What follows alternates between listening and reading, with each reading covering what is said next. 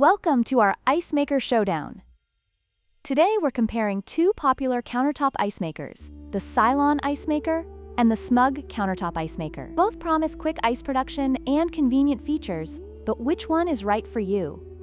Let's dive into their specifications and see how they stack up against each other.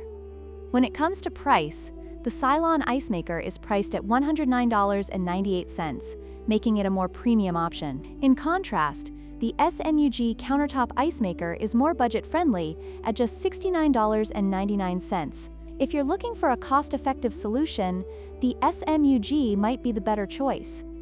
In terms of design, the Silonn ice maker features a sleek stainless steel build, giving it a modern and durable look. On the other hand, the SMUG ice maker is made from PP and ABS plastic, which is lightweight and portable, featuring a convenient handle for easy transport. Both designs have their advantages depending on your needs. Another critical aspect to consider is the water tank capacity. The Silonn ice maker has a 2-liter water tank, allowing for longer ice-making sessions without refilling. In comparison, the SMUG model has a slightly smaller 1.5-liter tank, which may require more frequent refills during heavy use. This could be a deciding factor for those who need a larger volume of ice.